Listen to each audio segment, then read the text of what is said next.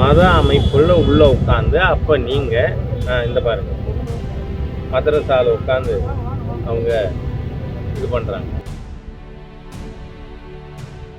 நேற்றைய முன்தினம் இந்த ராகுல் காந்தின்னு ஒருத்தர் பாவம், அவருக்கு முழு மெடிக்கல் செக்கப்பு பண்ணணும், அந்த நிலையில தான் இருக்காரு.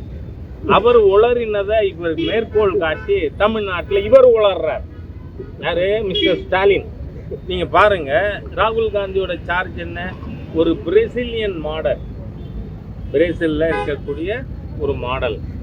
அவங்க 22 பூத்துல ஓட்டு போட்டிருக்காங்க சொன்னாரா? அதை டெமான்ஸ்ட்ரேஷன்லாம் காட்டினார்.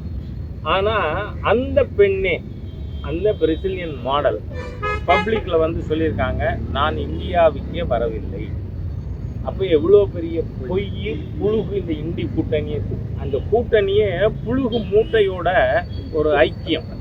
அதே மாதிரி இன்னொன்று, நீங்கள் மோஸ்ட் இம்ப்ராக்டிகபிள், ஹியூமன்லி நாட் பாசிபிள். ஒரு பெண்மணி 224 தடவை ஓட்டு போட்டிருக்காங்களாம். தேர்தலில் 11 மணி நேரத்தில் 3 நிமிஷத்துக்கு ஒரு ஓட்டா, அதுவும் 224 இடத்துல போயா? What is this nonsense? எதிர்கட்சிகள் அதாவது முதல்ல இதை பொய் பேசுகிறாங்கன்னு நினச்சோம், இப்போ கோமாளித்தனம். ராகுல் காந்தியை விட மிகப்பெரிய அரசியல் கோமாளி வேறு யாரும் இருக்க முடியாது. ஏன்னா 224 இடத்துல ஒருத்தர் ஓட்டு போட்டிருக்காருங்க. ஆகவே இது என்னன்னு சொன்னால், பங்களாதேஷ், நேபாள் போல இங்கே ஒரு பொய்யான காரணத்தை வைத்து கலவரம் செய்ய இந்திய கூட்டணி முடிவு செய்திருக்கு அப்படின்னு நமக்கு தெரியுது. ஆகவே இது வன்மையாக கண்டிக்கத்தக்கது. இதை ஊடக நண்பர்கள் எல்லாரும் இன்னைக்கு மாலையில் நீங்கள் ராகுல் காந்தியின் பிளாபரிங்க என்ன வேணாலும் சொல்லலாம், உளறல்கள், அதை பற்றி நீங்கள் இன்னைக்கு சாயந்தரம் நிகழ்ச்சியில் நடத்தணும்னு எதிர்பார்க்குறேன். சார், இப்போ இவர் துரைமுருகன் சொல்லியிருக்காரு, அடுத்தது முதல்வர் உதயநிதிங்கிற மாதிரி பேசி. ராகுல் காந்திக்கு மட்டும் பேச்சு முடிக்கலன்னு தெரியுது. படம் முடிஞ்சிருச்சு, மற்ற பணிகள் அதிமுக உள்கட்சி அவர்கள் கட்சி உள்கட்சின்னு கரெக்டா சொல்லிட்டீங்க, அவர்கள் கவனித்துக் கொள்வார்கள். சார், தமிழகம் முழுவதும் இந்த கோயில் நிலங்கள் நிறைய மீட்கப்படாமல் இருக்கு சார். வழக்குங்கிற பேர்ல நிறைய நீதிமன்றங்கள் வழக்குகள் இருக்கு, அதை முன்னெடுத்து செல்றதுக்கான நடவடிக்கைகள் எடுக்க மாட்டேங்கிறாங்க. இப்போ 2018 செப்டம்பர் மாதம் 2ஆம் தேதி வள்ளுவர் கோட்டத்தில் இந்த பர்பஸ்க்காக தான் நான் உண்ணாவிரதம் இருந்தேன். 5000 பேருக்கு மேலே என் கூட காலையிலிருந்து மாலை வரை உண்ணாவிரதம் இருந்தாங்க. அதுலேயே நாம் சொன்னது, இந்த அரசாங்கம் கோவில்கள் நிர்வாகத்தில் இருக்கிறதுனால பல அநீதிகள் இந்துக்களுக்கு இழைக்கப்படுகிறது. அதனால் திரு எம்ஜிஆர் அவர்கள் சீஃப் மினிஸ்டர் இருந்தப்ப இந்து அறநிலைத்துறை யார் கையில் நிர்வாகம் இருக்கணுங்கிறதுக்காக மறைந்த குன்றக்குடி அடிகளார் அவர்கள் தலைமையில், பெரியவர், அவர் தலைமையில் ஒரு கமிட்டி போட்டார் எம்ஜிஆர். அதில் திரு கிருஷ்ணசாமி ரெட்டியார் போன்ற லீகல் லுமினரிஸ் அதில் மெம்பர்ஸாக இருந்தாங்க. அவங்க ஒரு ரெக்கமெண்டேஷன் கொடுத்தாங்க. அந்த ரெக்கமெண்டேஷனை தமிழக சட்டமன்றம் அடாப்ட் பண்ணியிருக்கு. There is nothing new. ஆக இந்து ஆன்றோர் சான்றோர் அடங்கிய ஒரு தனித்தியங்கம் வாரியத்திடம் இந்து கோவில்களின் நிர்வாகம் கொடுக்கப்பட வேண்டும் என்று ஏற்கனவே குன்றக்குடி அடிகளார் அவர்கள் தலைமையிலான கமிட்டி சொல்லியிருக்கிறபடி செய்யணும்.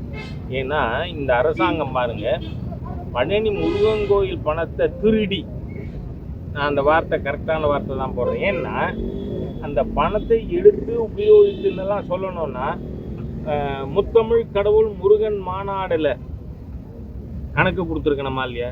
கோவில் பணம் இது. சேகர் பாபுவோட தப்பனார் பணம்னு சொன்னால் நான் கேட்க மாட்டேன். அல்லிலியா பாபுவா சேகர் பாபுவோ உங்கள் விருப்பம் போல் நீங்கள் சொல்லிக்கலாம். ஆனால் கோவில் பணத்தை திருடி அதுக்கு ஏண்டா கணக்கு கொடுக்கலன்னு கேட்டால் தப்பில்லை இல்லை. அந்த மாதிரி தான் எல்லா கோவிலுடைய சொத்துக்களும் நீங்க பார்த்தா திமுக ஆட்சிக்கு வந்த உடனே 6/7/2021 சுவோமோட்டோ கேஸ்ல ஜஸ்டிஸ் மகாதேவன் அவர்களும் ஜஸ்டிஸ் ஆதிகேசவுல் அவர்களும் அடங்கிய 2 உறுப்பினர் பெஞ்சு ஒரு தீர்ப்பு கொடுத்துருக்கு. அதுல 75 டைரக்டிவ்ஸ் இருக்கு.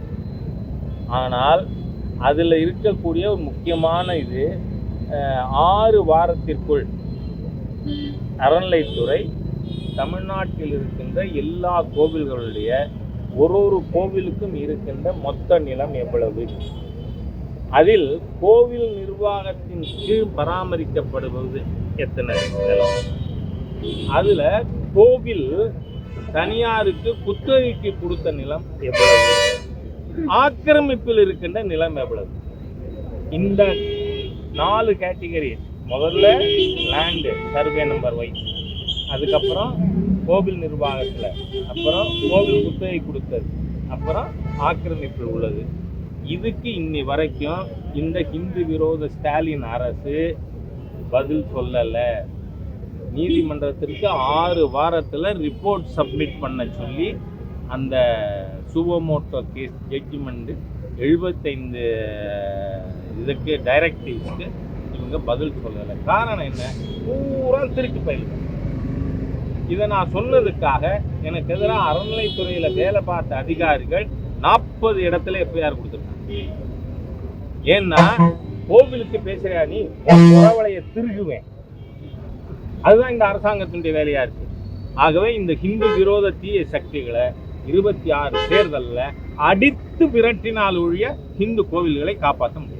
செய்திகளை உடனுக்குடன் தெரிந்து கொள்ள கீழ்கண்ட கேபிள் மற்றும் டிடிஹெச் நெட்வொர்க்குகளில் எம்நாடு செய்தி தொலைக்காட்சியை காணுங்கள்.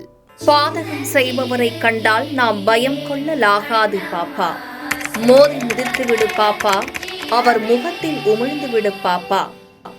அண்மை செய்திகளை உடனுக்குடன் தெரிந்து கொள்ள இணைந்திருங்கள் எம்நாடு தொலைக்காட்சியுடன்.